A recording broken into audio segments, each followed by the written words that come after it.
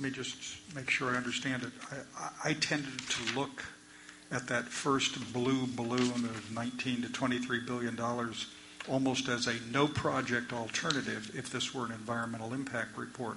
As I understand it, this is taking the system as configured in the 1950s and bringing that system and that system alone up to current standards. Now, am I wrong? That's correct. It is definitely what it would cost to actually bring that system up to current standards. Okay, and then as you move to the other alternatives, the protect high-risk communities only, the whatever the acronym is for the state system you are kind of favoring, and then the last is the enhanced flood system capacity. I didn't understand the range of dollars. I've got it.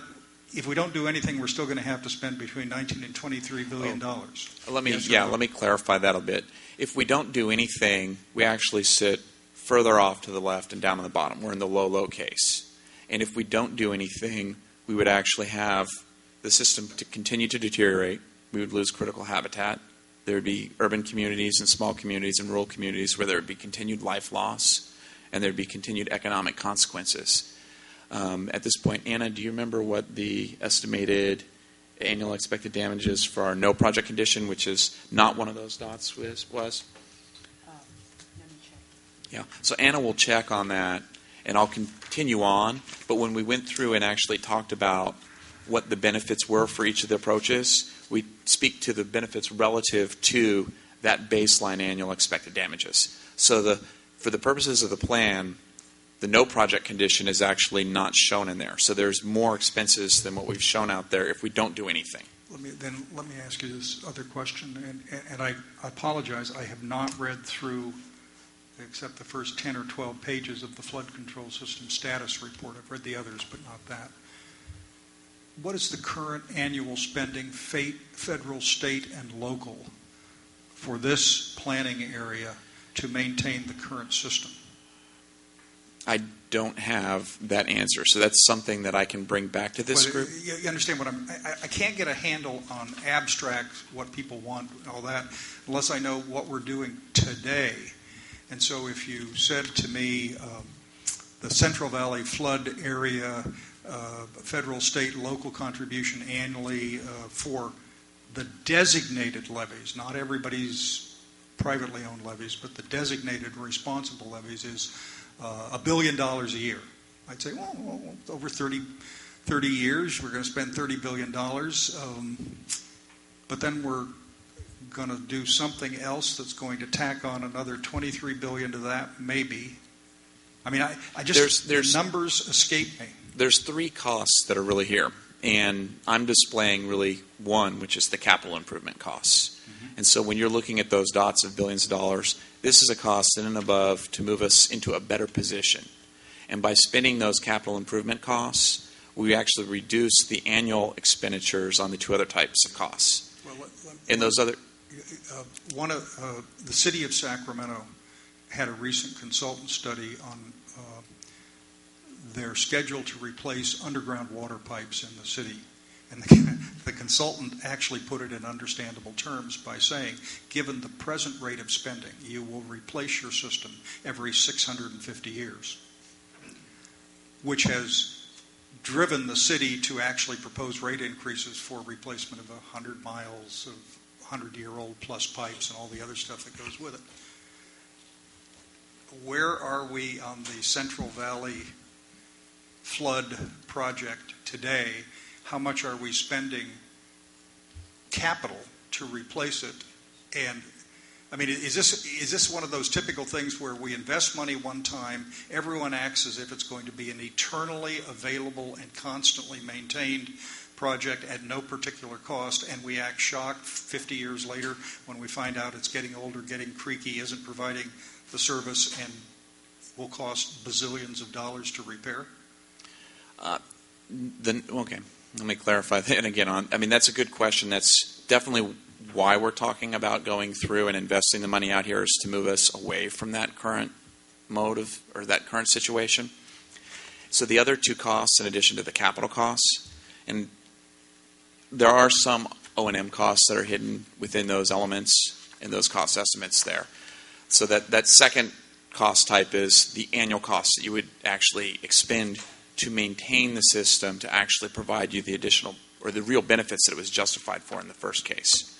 And to give you a little bit of context into some of the O&M costs, and I don't have the high-level numbers for what we're paying throughout the entire system here today, but when we were going through and doing our cost estimates, and this information is sitting in the technical attachments for the plan that have been released on the Central Valley Flood Protection Board's website, but we found that there was great variability in the system for per levee mile of what the annual O&M costs are for some levee maintaining agencies, the local maintaining agencies. And those costs can range anywhere from $1,000 per mile per year to $100,000 per mile per year. And to put that into context, the State Plan of Flood Control Facilities, there's 1,600 miles of levees out there. And so with that wide range, there's annual costs that are being spent right now in that low position just to maintain a system that I've already said that about 50% of those levees in the urban areas don't meet the current standards, and 60% of those levees actually have additional potential for failure. So the third type of cost that I wanted to talk about is the cost that society, the state of California, and individuals, communities do pay on an infrequent basis. And that cost is literally the loss of life and literally the damages associated with the periodic flood events. And to put that into context that we can understand is in between 1986 and 1997, two of the most recent devastating floods that the Central Valley has experienced, there were over $3 billion of damages and floods. And those floods had less than what we would call a 100-year return period. So those were infrequent, but they weren't rare floods. And so one of the messages that we go out there and talk about is we in flood management, you don't always pay on an annual basis for the damages. You get hit about once every 10 years. And the question is how much are you going to pay in life loss and literally the damages? And those damages are going to be shared both by the local communities and the state and the federal government. And that becomes the justification for actually going through and investing in projects. Well, the problem is your report indicates that the likelihood of federal expansion of payment is slight.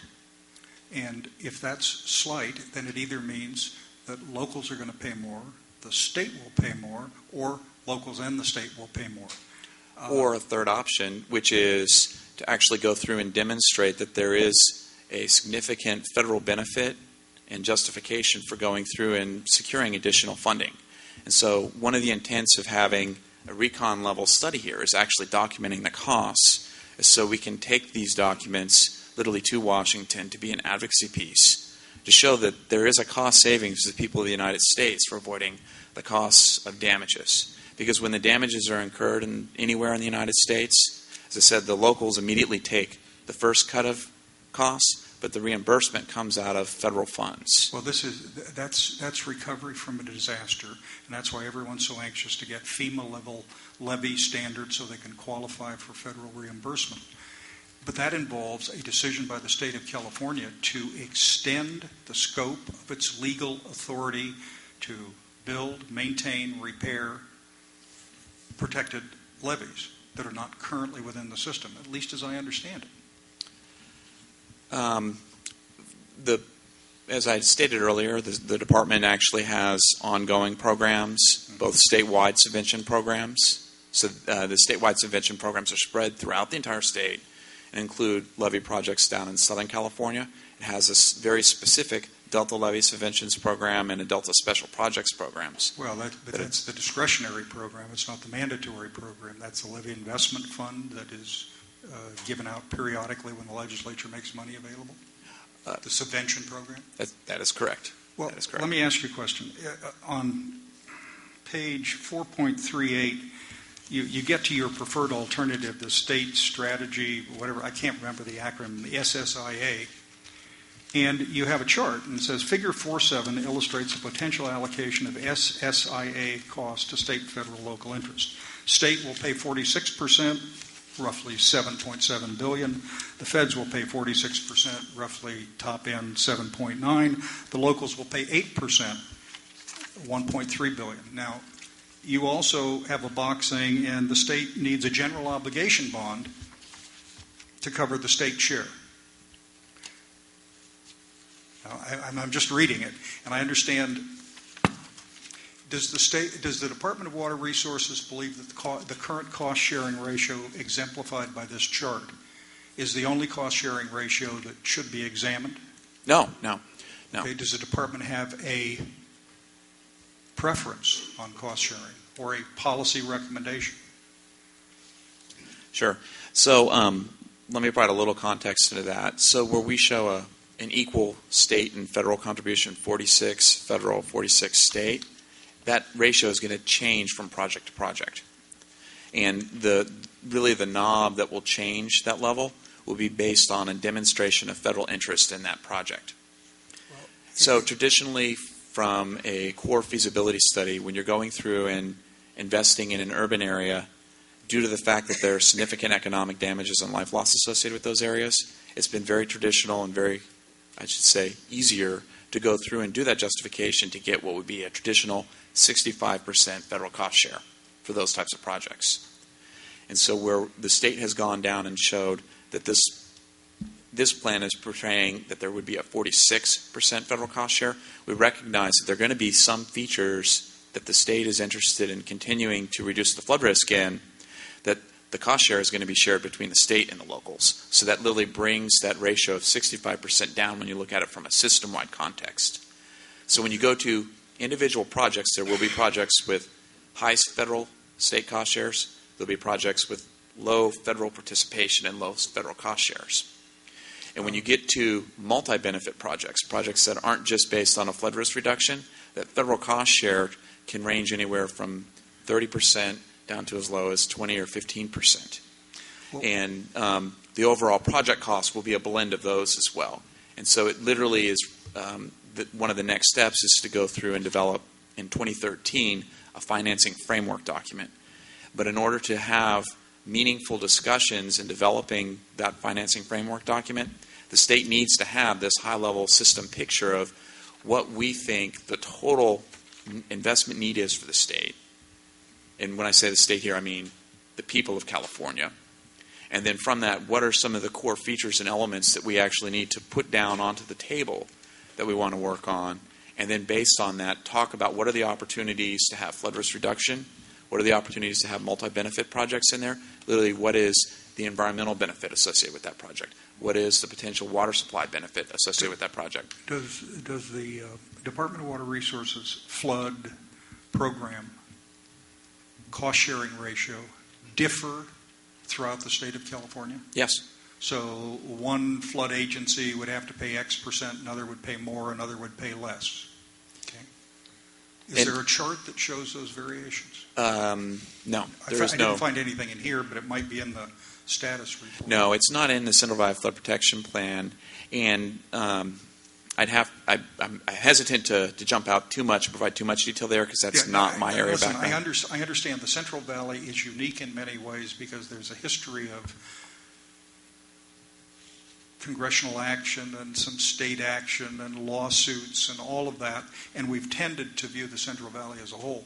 But it's hard to figure out what a state policy should be, particularly in troubled economic times, if we don't have an array of information showing both cost-sharing range that would show when and where it is appropriate for the state to pay more, when it is appropriate for the feds to pay. You allude to the discussion, but the only clarity that I found in this report, something I could point to and say, gee, a citizen might understand that, is a chart that says 8% local share for project cost and federal share of 46%. Then in the narrative, you as much as say, boy, our chance of getting the federal money is slim. Right, that's our closing last two pages. That is the closing last two pages, which I think is a realistic evaluation. What does that then mean for flood policies in the Central Valley if the potential for state and federal funding, and arguably local funding, is decreased for some decades? Okay. There's a couple implications. The first, on the policy guidance, one of the policies that is still a draft policy, so it's not reflected directly here in the plan, but if you read between the lines and actually read the tone of what we're talking about, we talk about the resiliency. And this is, again, goes back to the value of system-wide benefits. Something like setting back a levee or actually building a new bypass. And when you get into the system resiliency, this also includes the actual purchase of ag and habitat conservation easements. And literally what we're doing, and this is the opportune time while land values are quite low here in the state, is we're literally buying into and investing the ability to come back later and improve the future. So I'll call attention to the figure here is the state system-wide investment approach. I'll make it clear. That is Chapter 3 of the plan. That is the plan.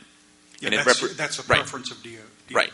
And it represents a blending of the blue dot, the red dot, which is protect high-risk communities. If we only invest in just protecting the urban areas and 27 small communities, and that's all the red dot represents. And then the green dot, the enhanced flood system capacity approach, is if we were to go through, make a really resilient, really robust system that protects high-risk communities, provides really robust protection to agricultural communities, and incorporates as many multi-benefit projects as we can get, which is why that dot moved up in the y-axis as well. The reality is between the green dot, which is not what we're recommending, which talks about $32 to $41 billion investment, that's not a reasonable request to go through because it takes 35 to 40 years to actually implement the improvements that are outlined in that green dot. And under these financial times, it would also be unrealistic to actually achieve or ask for the locals, the state, and the federal government to raise $32 to $41 billion. And the challenge, and one of the things I highlight out there, is if you're taking 30 to 40 or even 50 years to implement a project, you're going to have a flood in the next 10 or 5 years that is actually going to hit you before your project's completed, which means some of the benefits that were used to justify those projects weren't realized because you were damaged before you could finish the flood. Well, I thought the third chapter was the most interesting. It's obviously your preferred chapter. But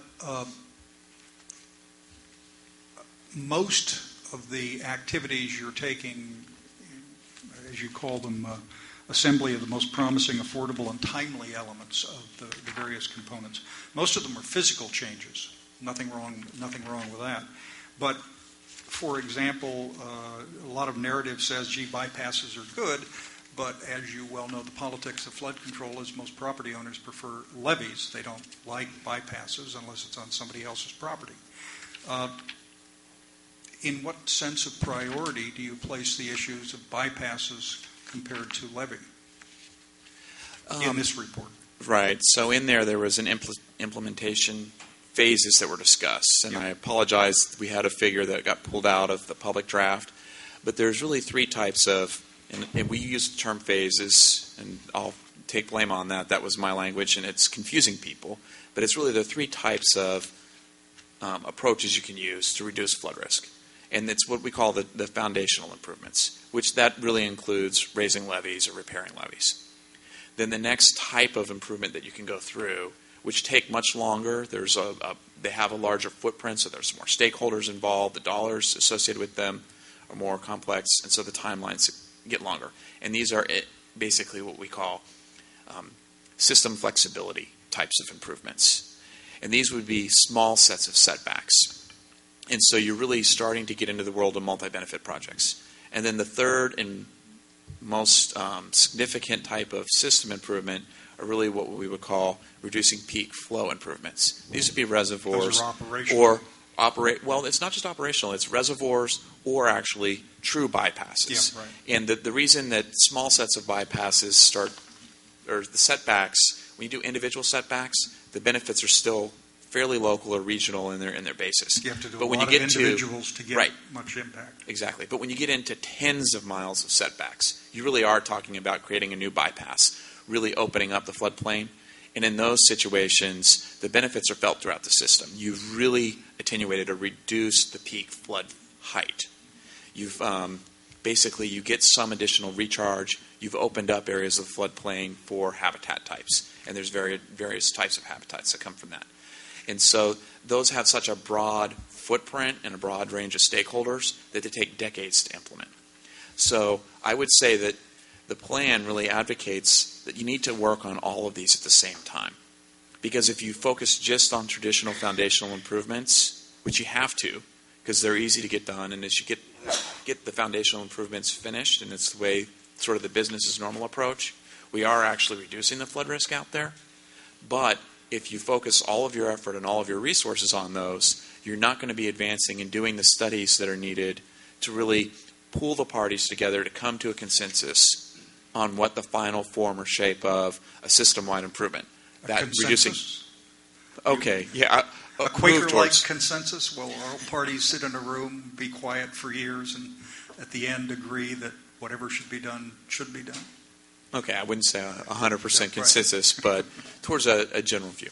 Well taken.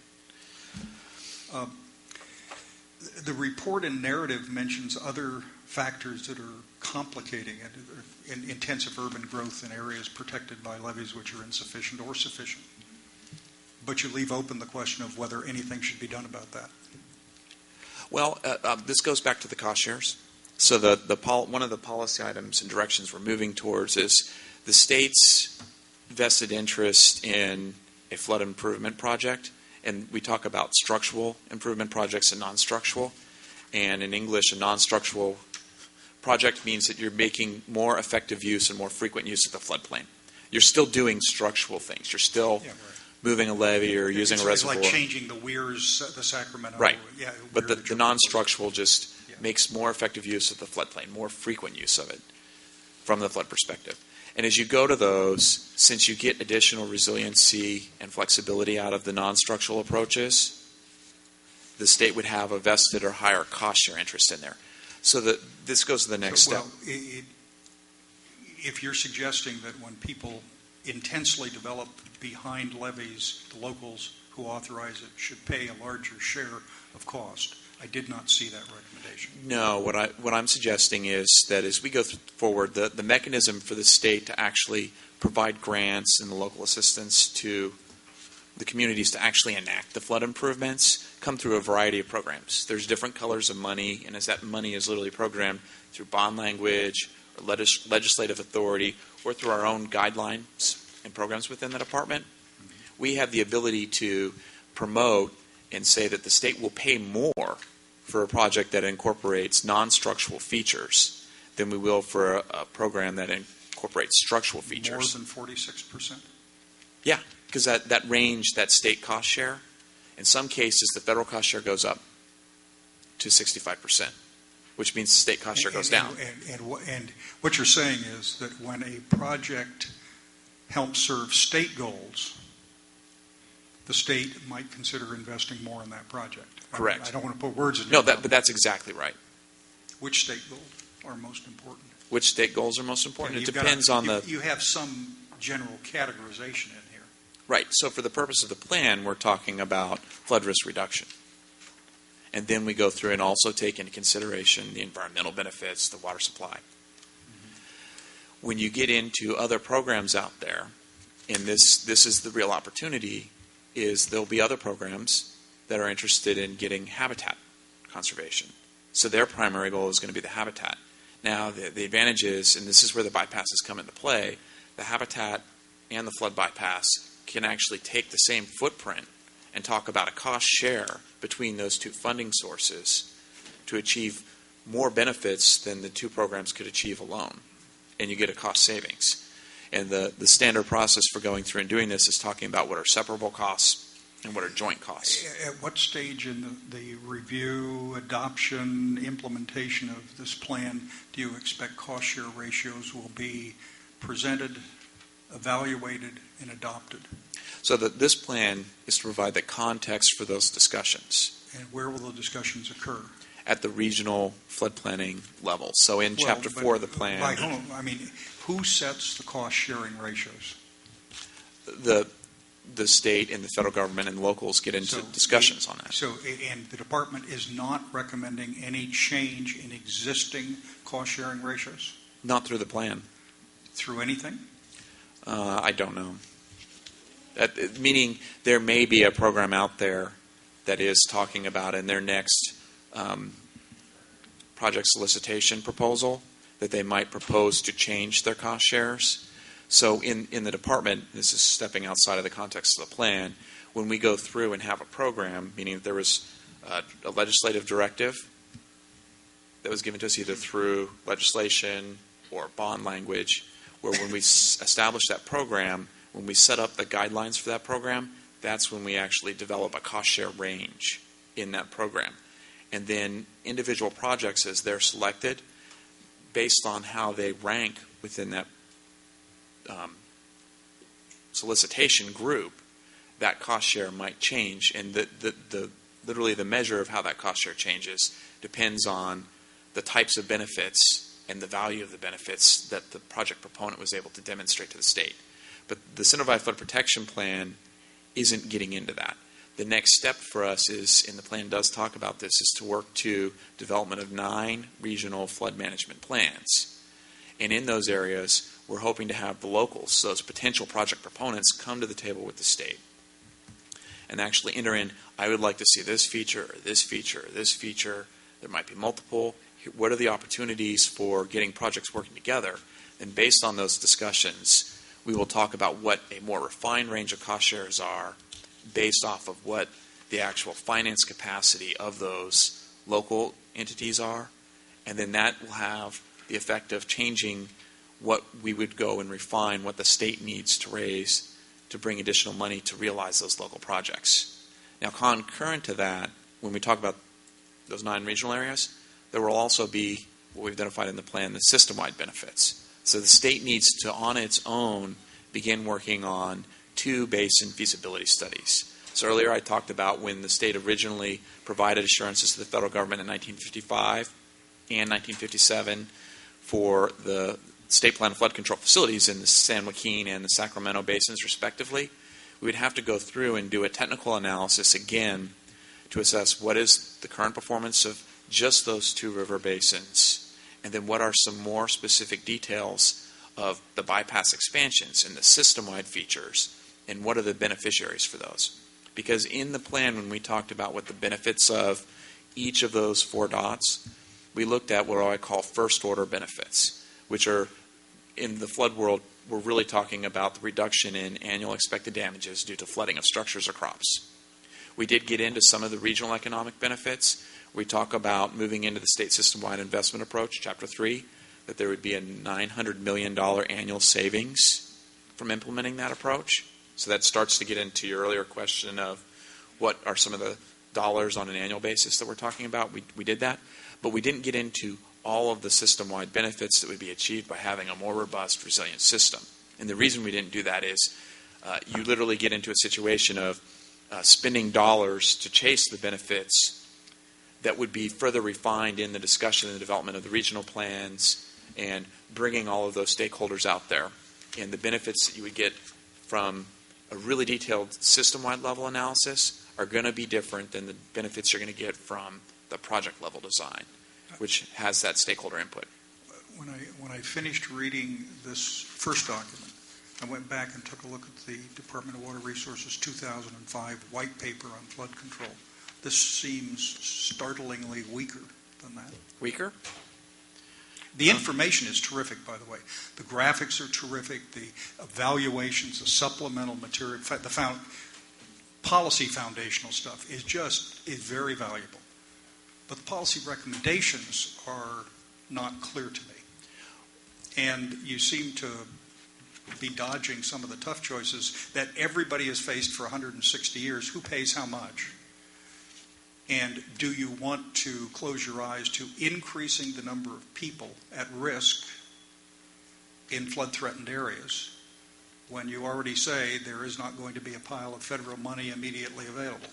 Well, and this might be an area actually of Senator Machado's expertise, but I think one of the differences between the 2005 white paper, which was intended to be literally a catalyst for the legislation that came out in 2007 that was signed into law in 2008, and that includes the Simplified Flood Protection Act, SB 5, which had really strong teeth, and former senator made I thought a really good joke out there about there's some people who don't necessarily appreciate all of the aspects of SB 5. He has the scars to show from the battle. But the purpose of the white paper and the purpose of the Simplified Flood Protection Plan are different.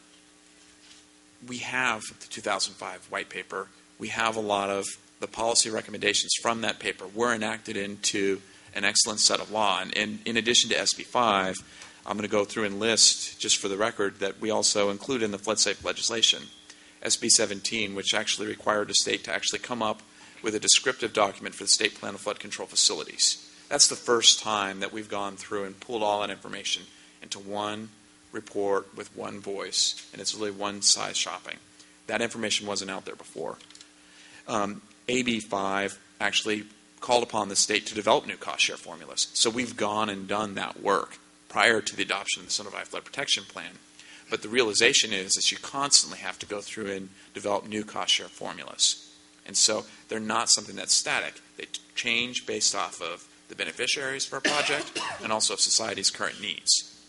And so that's one of the reasons why you don't see a specific cost share recommendation in the Simplified Flood Protection Plan.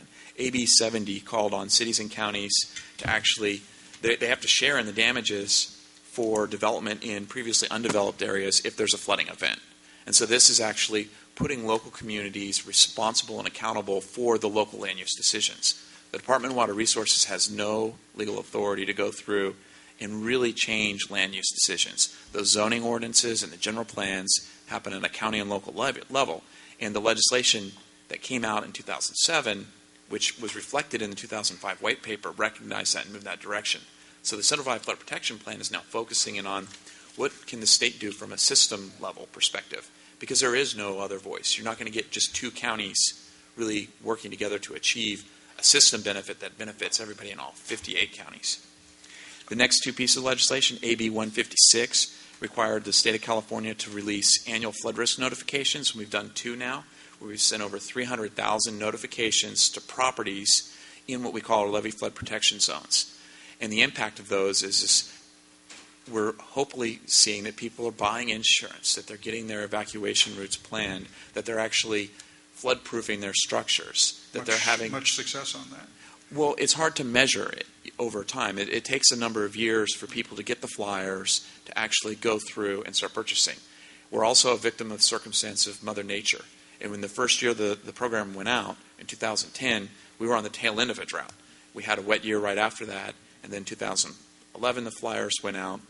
So if you see the high water at home, and you see the flyer at home telling you that there could be high water threatening your property from this specific river, you're more likely to go through and buy that. And so the department has been working with FEMA to study and see how many additional properties are purchasing the flood insurance. Two last questions from me.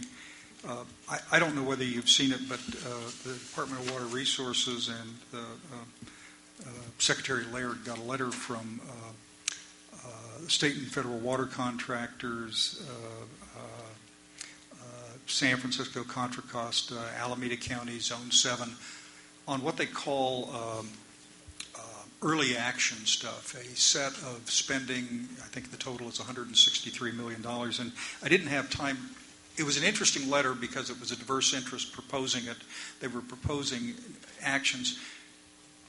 My general impression, without running down the details, is some of the projects are mentioned in whole or in part in your study. Not all, of course. And I wonder how this letter plays against the recommendations you made.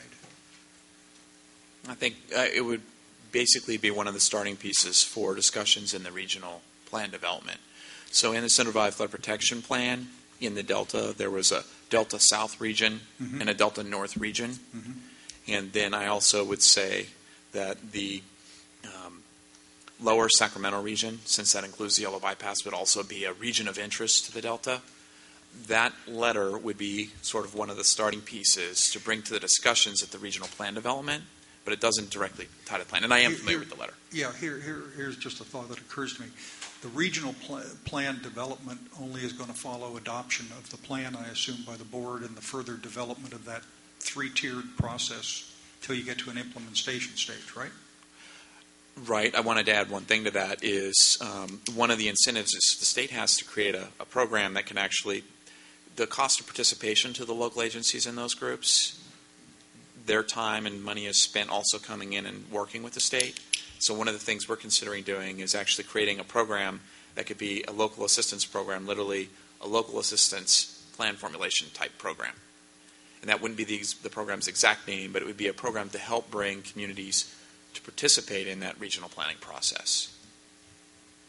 So if you're in a disadvantaged community, Well, we'd hate for you to miss out coming to one of the I regional. got that, and there may be disadvantaged communities as part of these districts, but these are all major and substantial players with a substantial financial resource at their disposal. And I guess what I'm getting at is it's a problem we face also. Is there any way to stop the endless planning and complications of stuff and do some tests, some pilots of a expedited process for elements that are involved that most people say would be productive? I mean, for example, $163 million is a lot of money to real people, but in the water world, it's remarkable that people would temper their demands to what they think is that dollar amount, these big players. And it seems to me that if you think there's some utility to using the thematics of this draft plan, and I have no precise knowledge of these proposals, I would suggest you take a look, and I'm sure Director Cohen's already done it, at some way to expedite review of something like this using new standards and new possibilities. I'd observe that you're going to have to wind up serving the co-equal goals, not just one goal, although this letter, not clearly, but claims it serves the co-equal goal, and it may. The problem is in the water world, we plan in a very grandiose term, and we act incrementally and in not easily understandable stages. And my instinct is this was a very interesting document that might be a more appropriate way to testing some of your notions earlier than simply deferring them all until the end of a process, which sounds to me like isn't going to be legally implemented. At the earliest would be 2017, although part of your financing includes $2 billion of currently authorized funds. Correct. Yeah, that's a point that some people aren't familiar with. So if I may elaborate on that, is when you're looking at the cost for the state system-wide investment, that $17 billion, and that's the high end, that represents the 2006 Flood Safe Proposition 1E and 84 money. Right. And we had a program called the Early Implementation Program, which was literally that go-ahead. So we've already gone through where projects had already gone through, and these are largely urban projects where urban agencies, prior to even the white paper in 2005, had gone through their feasibility process, identified who the beneficiaries were, and actually what the cost to implement for very specific flood risk reductions would be. Well, we knew that those were going to be cost effective because the technical work was already there and presented both to the Army Corps of Engineers and the California Department of Water Resources. So the EIP program was, let's go ahead and start investing in those. Now, in those programs, the department actually came ahead of the completion of all of the Army Corps' feasibility studies because we realized that there was enough cost justification relative to the risk of if we didn't enact those projects that would have been lost if another flood came through and hit an urban area, that we actually applied for Army Corps credits, what they call a Section 104 credit. But I don't want to really get into too much detail on that because that's another evolving topic that is briefly covered in the parting 2 pages of the plan. We talk about the crediting issues. But the concept of go-ahead projects is something that we've done and can continue. But the mechanism is for us to do anything, the department has to create a program, has to create guidelines. And the reason we'd have to do this is there is an accountability when we're using general obligation bonds. So when you pointed to page 438 and that box, the general obligation bond, it says to present the general obligation bond law. I would say when we're actually looking for raising that additional money beyond the $4.9 billion that we got, so that differential from 4.9 to 17, you really think that there's about $12 billion that needs to be raised between the federal government, the locals, and the state. The plan talks about that number of additional state capital being about $6 to $7 billion. We wouldn't have to look at just a general obligation bond. We could look at other revenue sources, which include revenue-based bonds, which is how the State Water Project was built originally, where the beneficiaries for the project are the ones that pay back for the project. And that, in turn, would really change what is the cost share. And the reason it would change the cost share is when you talk about who the beneficiaries are, you have to have a system-wide context tool or analysis to talk about who benefits from what. And that literally determines who's willing to pay more. And when you're talking about a general obligation bond, the phrase that I use is people from Del Norte, Modoc, Imperial, and San Diego County, and all of the counties between are all paying for the Proposition 1E and 84. So we have to demonstrate that every project we do represents a savings to everybody throughout the state. And so that's why we're really looking for the system-wide benefits. So when you say that the 2005 white paper was a stronger document to the Center-wide Flood Protection Plan, I think the system, my opinion, is that the system-wide improvements that we talk about really recognize that this is funded by largely taxpayer dollars, and that we really need to go through, and it's only the state of California that is going to provide the leadership for achieving those system-wide benefits. And this is really evidenced by the fact that there's been no major bypass expansion done since they were constructed 100 years ago, or I should say designed 100 years ago, constructed some 80. As you